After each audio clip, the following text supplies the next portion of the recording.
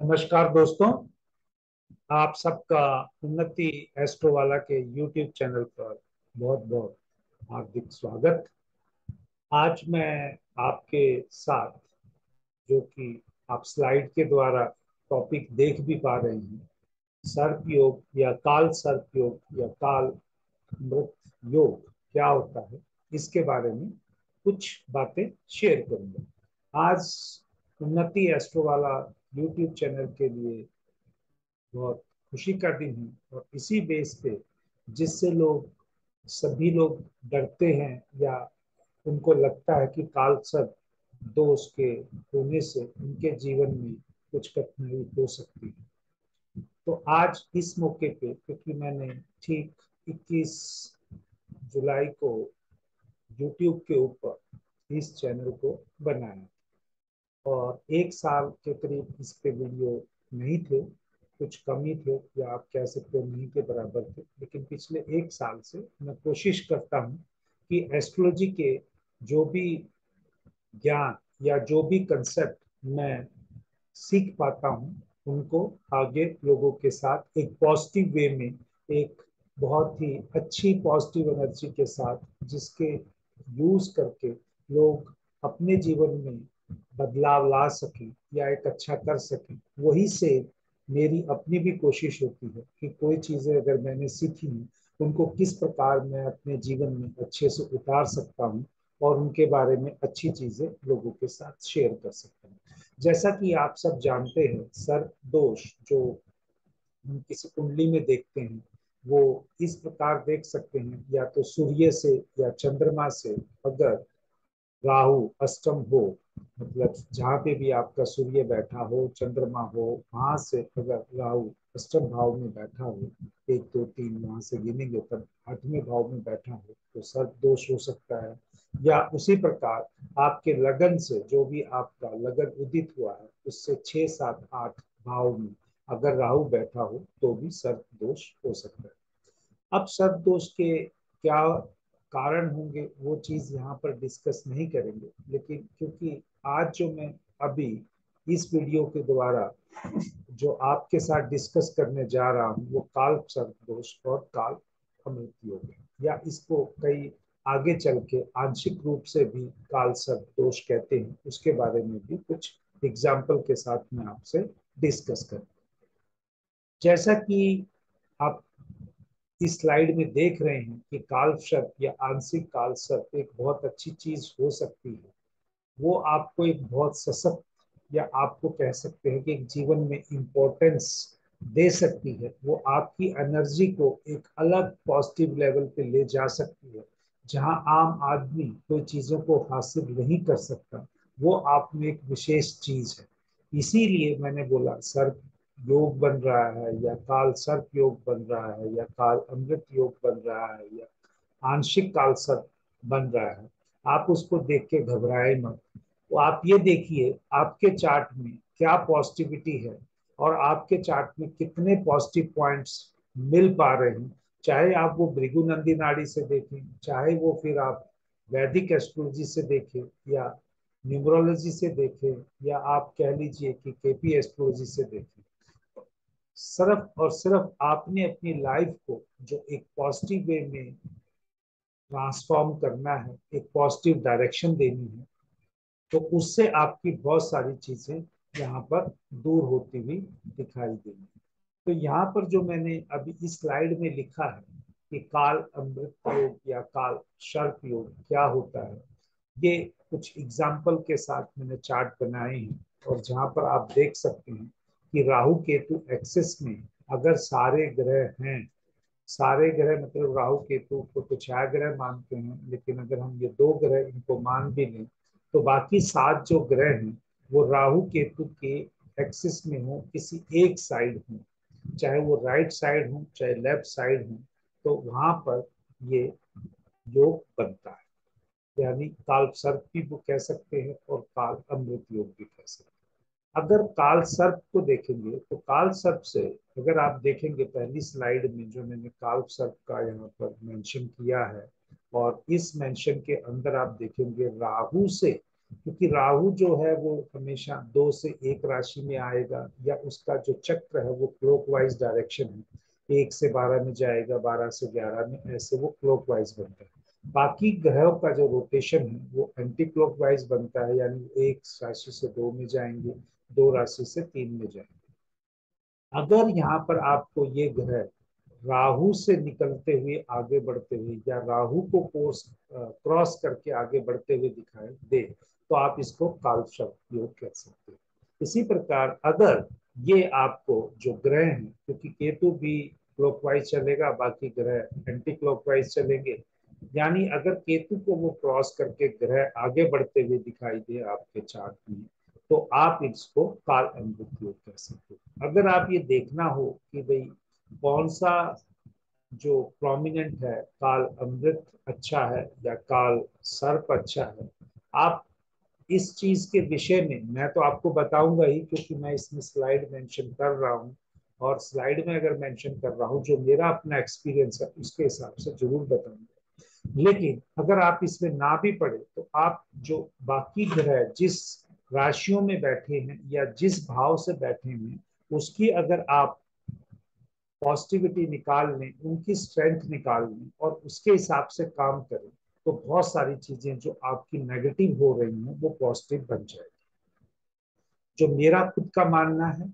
वो ये है कि अगर मान लीजिए यहाँ से सारे ग्रह राहु को क्रॉस करके जा रहे हैं और ये केतु की तरफ जा रहे हैं, इस स्लाइड में अगर ये केतु को क्रॉस करके जा रहे हैं तो राहु की तरफ जा रहे हैं। राहु को मैं कंपेरेटिवली, जो मेरी अपनी एक्सपीरियंस है, उसको ज्यादा डेंजरस मानता हूँ एज कम्पेयर टू केतु। तो अगर मान लीजिए ये राहु को क्रॉस करके ये ग्रह सब जा रहे हैं केतु की तरफ, तो ये आपके लिए फिर भी एक ठीक अपॉर्चुनिटी हो सकती है एज के कंपेयर टू अगर वो केतु को क्रॉस करके अगर राहु की तरफ जा रहे हैं। तो इसीलिए अमृत अगर वो करे, और इसकी रेमेडी अमृत से क्यों लिखा है वर्ड, या सर्प क्यों लिखा है, उसका मैं अपने हिसाब से क्लासिफिकेशन दूंगा। अब ये क्रॉस करके यहाँ केतु से राहु की तरफ जा रहे हैं, मैं कह रहा हूँ ये डेंजरस पोजीशन है। और यहाँ पर कह रहा हूँ कि ये राहु से अगर क्रॉस करके केतु के जा रहे हैं, कंपेरेटिवली कम डेंजरस है। अगर इस चीज को क्यों मैं ऐसा बोल रहा हूँ कि ये चीज जब मैं देखता हूँ कि यहाँ पर जब आपके केतु से कोई भी राहु की तरफ कोई भी ग्रह नहीं है, यानी केतु जो है वो राहु की तरफ अप्रोच कर रहा है, तो केतु जो है एक गुरु को रास्ता फॉलो करने वाला ग्रह माना गया है या छाया ग्रह माना गया है, और वो हमेशा उसको एक गुरु की या हमेशा एक मार्गदर्शक की जरूरत पड़ती है, जिससे उसकी पॉजिटिविटी बाहर आती है, और वो एक बहुत ही पॉजिटिव प्लेनेट की तरह वो रिजल्ट देता है। इसीलिए इसको काल अमृत योग कहा गया है। और यहाँ पर अगर आप देखेंगे राहु से जो केतु की तरफ जा रहा है, ये डिजायर की तरफ जा रहा है, एक्सपेंशन की तरफ जा रहा है। ये डिजायर चाहे अच्छी हो चाहे बुरी हो, उन सब चीजों के हिसाब से इसको काल सर्प का दोष के रूप में भी या योग के रूप में भी लोग इसको कैलकुलेट करते हैं। तो मेरा अपना जो मानना है वो ये जो चार्ट के द्वारा मैं इसको मानता हूं कि काल अमृत के द्वारा अगर आप केतु की रेमेडी करते हैं और आप गुरु को फॉलो करते हैं, तो आपके चार्ट में बहुत सारी पॉजिटिविटी आ जाएगी, और ये आपके लिए बहुत बेनिफिक रिजल्ट दे सकता है एज कंपेयर टू यहाँ पर। जब यहाँ से ये राहु की तरफ जा रहा है, तो ये राहु की डिजायर की तरफ अगर जा रहा है, तो भी यहाँ पर आपको जो चार्ट में आपको देखना है वो अपनी डिजायर को कंट्रोल करना है, एक लिमिटेड वे में डिजायर को कैलकुलेट करना है, क्योंकि जिंदगी में कभी भी कोई चीज बगैर डिजायर के अगर आपके अंदर नहीं होगी तो आप हासिल नहीं कर पाएंगे। चीजों को हासिल करना एक अलग बात है, और एक अपने जीवन को एक पॉजिटिविटी में चलाना दूसरी बात है। तो यहाँ पर आपको दोनों की रेमेडी करनी पड़ेगी, राहु और केतु की। और यहाँ पर आप सिर्फ केतु का रास्ता फॉलो करके अपनी अपनी जिंदगी में आगे बढ़ सकते हैं। तो ये मेरा अपना खुद का एक एक्सपीरियंस है जो मैं अपनी इस एस्ट्रोलॉजी में अभी तक अर्जित कर पाया हूँ। बहुत सारे लोग हो सकता है इससे इत्तेफाक या मेरी बातों से वो कन्विंस ना हो, बट मैंने जिन लोगों को इस रास्ते पे चलते हुए बताया है उनको काफी पॉजिटिव चीजें यहाँ से मिलती हुई दिखाई दी हैं। जितने भी लोगों को मैंने 50-60 लोगों के जो डाटा के रेफरेंस पे बना के आपको ये चीजें आगे में कन्वे कर रहा हूँ। अब दूसरी बात यह है कि अगर मान लीजिए एक हो गया पूर्ण काल सर्प योग या एकांशिक सर्प काल सर्प योग, तो ये तो अगर योग है तो चाहे वो आंशिक है चाहे वो काल है, उसका क्या उसकी आप कह सकते हैं सीवियरिटी होगी या क्या प्योरिटी होगी। सीवियरिटी ही की वर्ड यूज करना, सीवियरिटी के लिए लोगों को लगता है कि ये गलत होगा, और अगर प्योरिटी की बात करें तो लगता है कि अच्छा होगा। तो अगर मान लीजिए इस चार्ट में यहाँ पर राहु केतु एक्सेस में, राहु या केतु किसी भी ग्रह के साथ कोई भी राहु या केतु वाले भाव में कोई दूसरा ग्रह नहीं है, और डिग्री भी राहु और केतु के बराबर अगर मान लीजिए यहाँ पे जुपिटर और मार्स बैठा है या इधर सैटर्न बैठा है, उनकी डिग्री भी आपस में सेम नहीं है, तो ये एक तरह से पूर्ण काल सर्प योग हो जाएगा। और यहाँ पर कोई ऐसी ग्रह की एनर्जी नहीं है जो इसके सिग्निफिकेंस को चेंज करने में या मॉडिफाई करने में हेल्प करती है। तो यहाँ पर जो चीज है ये पूर्ण काल सर्प योग के रूप में आएगी।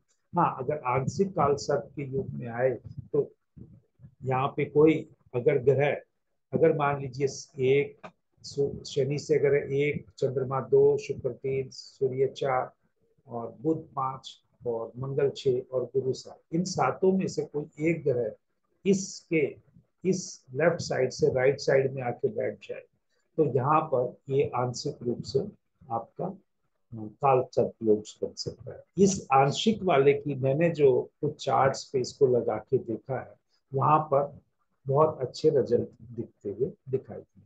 बट उससे पहले अगर मैं आपसे ये बात करूं कि भाई मान लीजिए पहले फुल काल सर्प की बात करते हैं, अब वो काल सर्प दोष कहाँ बने। अगर मान लीजिए वो चार्ट की पोजीशन के हिसाब से, मतलब आपकी राहु अगर लगन में है तो एक प्रकार का काल सर्प बनेगा। राहु अगर आपका 2 नंबर भाव 2 नंबर घर में है तो अलग।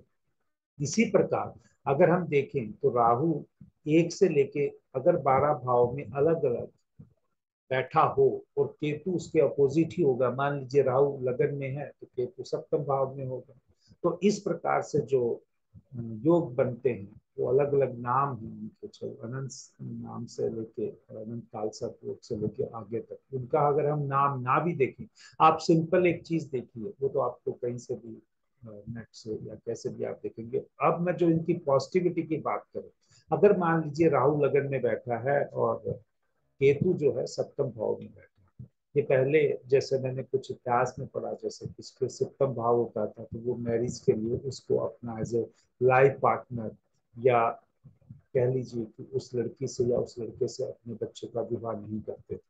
लेकिन मैंने देखा है कि आजकल ऐसा कुछ नहीं है, बहुत से लोगों को सप्तम भाव में केतु मिलेगा और उनकी बहुत सारे लोगों की अच्छी मैरिज लाइफ चल रही है। तो इसका मतलब तो यही हुआ कि उन्होंने कोई ना कोई जिंदगी में एक पॉजिटिव चीज पकड़ी हो।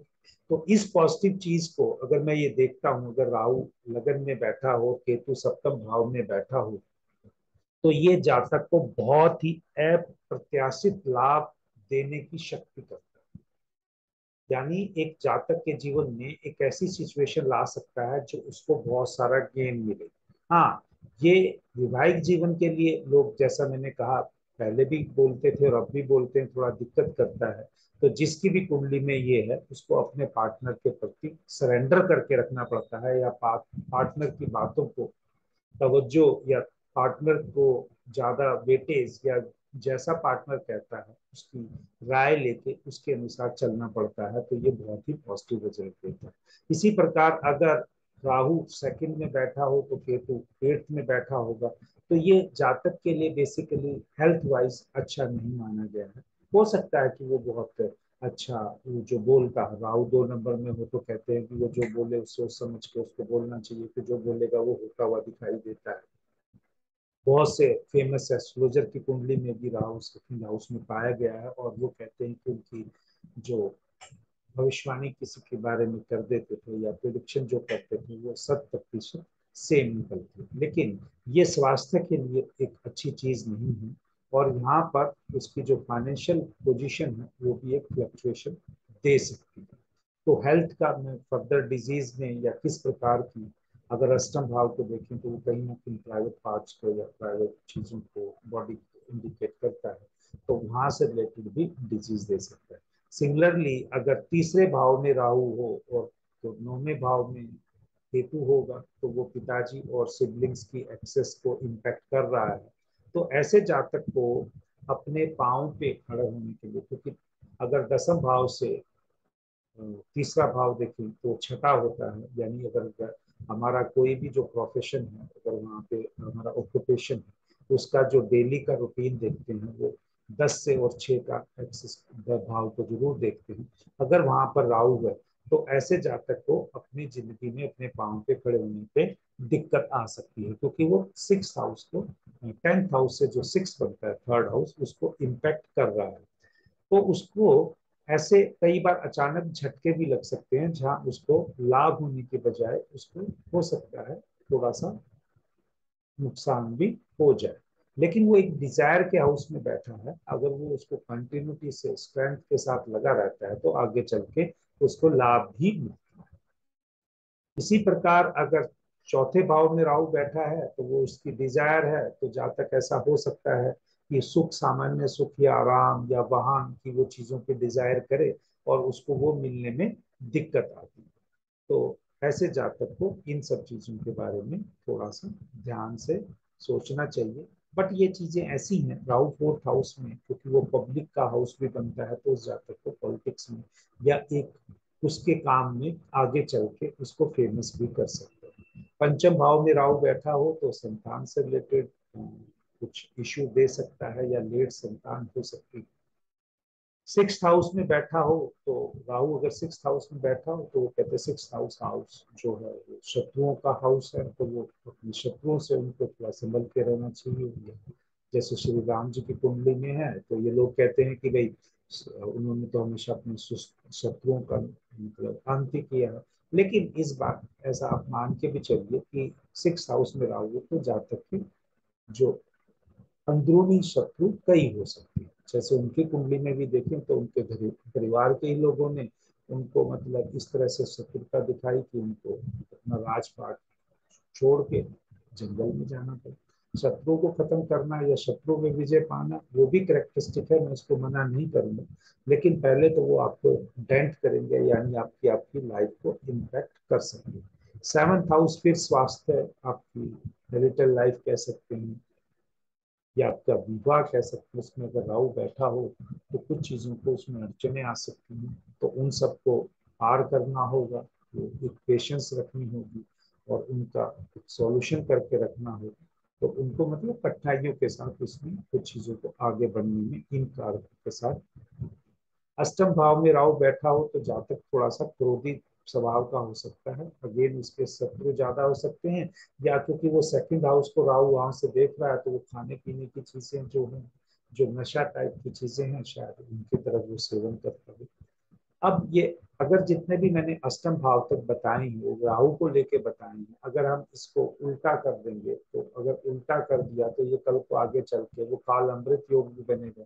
अगर वो काल अमृत योग बनेगा तो उसके हिसाब से रिजल्ट मॉडिफाइड हो जाएंगे, क्योंकि राहु और केतु को हम बेसिकली एक ही यूनिट मानते हैं। अगर आप या तो राहु को एक्टिवेट कर सकते हो या केतु को एक्टिवेट कर सकते हो, या दोनों के ऊपर अपने कुछ बैलेंसिंग एक्ट लगा सकते हो, तो उसी बेसिस पे आपको आगे बढ़ना है। तो 9th में अगर राहु हो तो जातक को थोड़ा सा जिंदगी में उतराव चढ़ाव या उबड़ खाबड़, मतलब आप कह लीजिए कभी उसको गेन मिलेगी, कभी थोड़ा लॉस होगा, तो उसका फ्लक्चुएशन की सिचुएशन बनी रह सकती है। उसका जो गुड लक है वो भी कभी कभी उसको कम रिजल्ट देगा। लेकिन इसी को प्लस पॉइंट कैसे करना होगा वो हम आगे चल के अभी बात करेंगे। दसम भाव में अगर राहु बैठा हो तो कहते हैं प्रोफेशन की डिजायर बहुत ज्यादा होती है। जातक अपने प्रोफेशन में एक दिन आके ग्रो भी करता है, बहुत अच्छा कर सकता है। या वो आप ये भी कह सकते हैं 10th हाउस में अगर राहु बैठा हो तो वो किसी को बॉस तो मानेगा नहीं बंदा। अगर वो बॉस नहीं मानेगा तो वो अपनी ही बातों को आगे ज्यादा रखेगा, तो उससे भी उसको नुकसान हो सकता है। 11वें भाव में राहु बैठा हुआ गेन की तरफ, सडन गेन की तरफ किससे मिलेगा, जुए से मिलेगा या कुछ मतलब ऐसी इन्वेस्टमेंट करेगा जिनसे उसकी डायसी होंगी। पर उनसे उसको बाद में समस्या भी हो सकती है। अगर राहु 12वें भाव में बैठेगा तो जातक स्वार्थी हो सकता है, अपने लाभ के लिए बाकी को सोचेगा भी नहीं, तो उससे चल के उसको अधिकारियों से परेशानी हो सकती है, उसको लिटिगेशन की भी प्रॉब्लम हो सकती है 12th हाउस में राहु बैठे। लेकिन ये जरूरी थोड़ा ना लिटिगेशन की प्रॉब्लम होगी, अगर वो इन्हीं चीज को जो अभी मैंने वीकनेस बताई है इनको अगर वो पॉजिटिव बना ले और इन चीजों को ध्यान रखे और इन चीजों को अपने जीवन में ना होने दे। और अगर हम वैदिक की बात करें तो उसमें दशा अंतरदशा प्रत्यंतर दशा उस ग्रह की चलेगी या जिस राशि है वहां पे उसमें चलेगी तो इम्पैक्ट मिलेगा।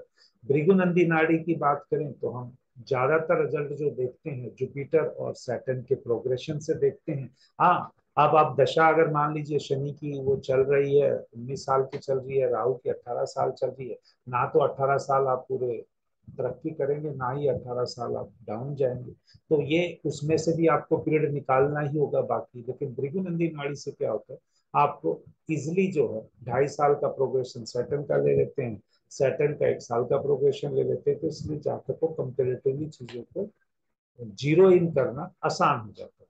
लेकिन उसी प्रकार अगर कोई अच्छे से जिसको कंसेप्ट आता है वैदिक का, जिसमें वो अंतरदशा और प्रत्यंतर दशा का, क्योंकि जो दशा है वो एक बाउंड्री सेट करती है और अंतरदशा उसमें नियम बनाती है और प्रत्यंतर जो है वो खेल होना है, यानी जो रिजल्ट होनी है उसको बहुत इम्पैक्ट करना है।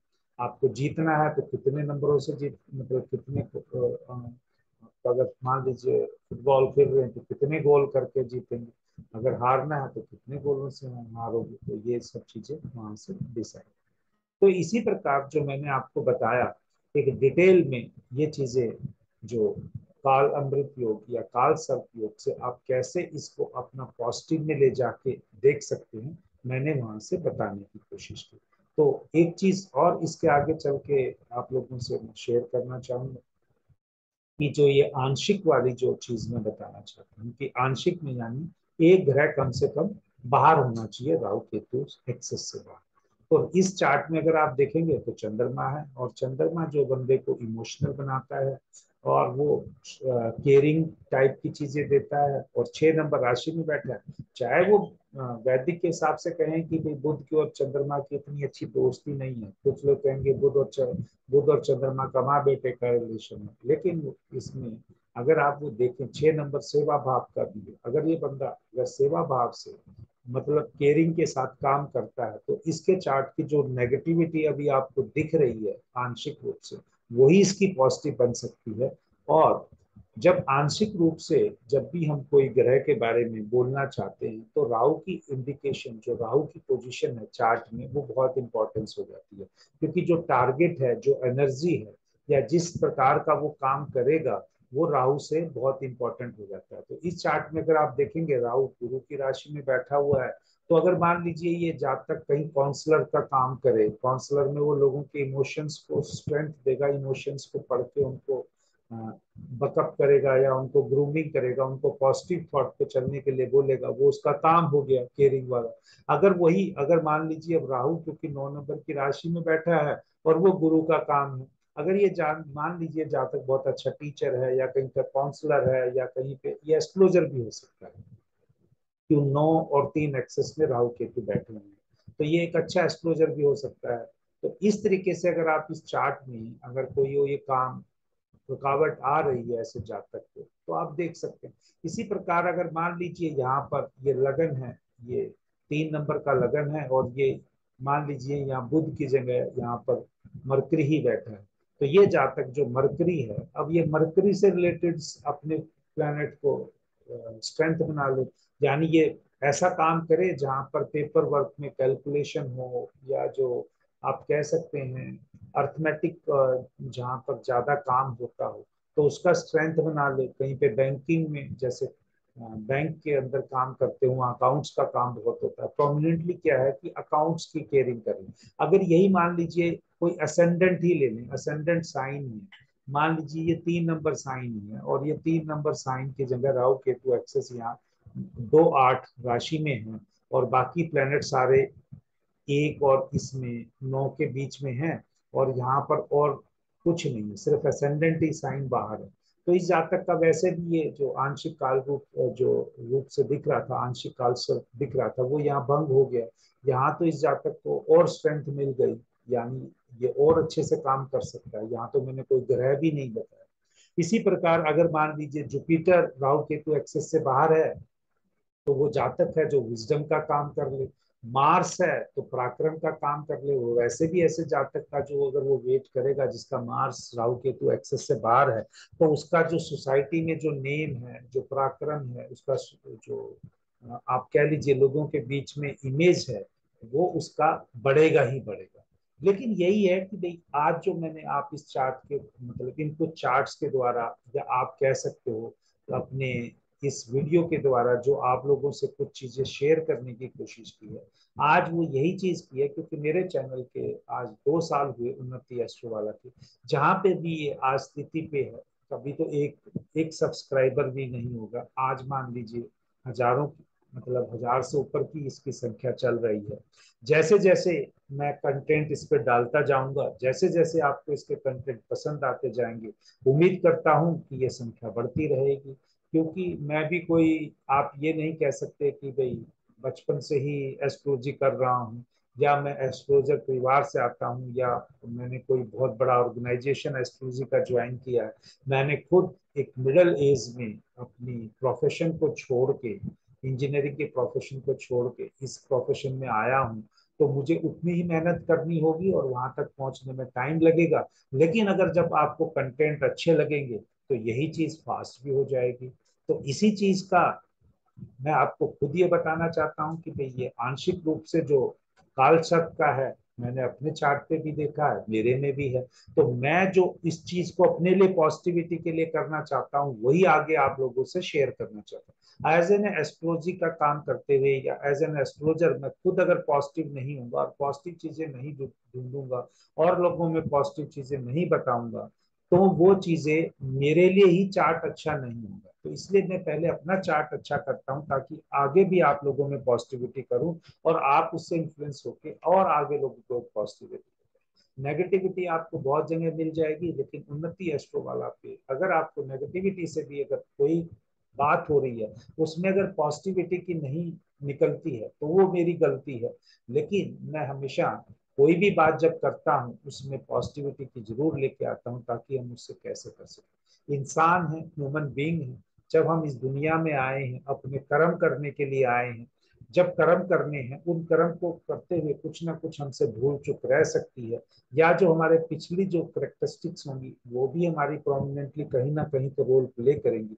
लेकिन अभी इन्हीं सब चीजों को अच्छे से समझ के अगर हम बढ़ना चाहें, पुरानी चीजों को सबक लेके, या पुरानी चीजों से हम और नई चीजों को इम्प्रूवमेंट में लाके तो चाहेंगे, तो हमारा सबका चार्ट भी अच्छा होगा, लाइफ भी अच्छी होगी, और अगले जन्म भी अगर प्रभु की इच्छा होगी हमें मिलेंगे, तो उसमें और अच्छी चीजें और अच्छे काम करने का हमें मौका मिलेगा। तो जय श्री राम। तो इसी के साथ मैं इस वीडियो को दोस्तों समाप्त करता हूं। और क्योंकि मैं कमेंट सेक्शन को आजकल बंद करता हूं, तो अगर आपको कोई भी इससे संबंधित डाउट हो या कोई भी प्रश्न हो, तो आप ईमेल आईडी पे या जो मेरे स्लाइड में जो नंबर दिए हैं उनके द्वारा आप मैसेज करके पूछ सकते हैं। जय श्री।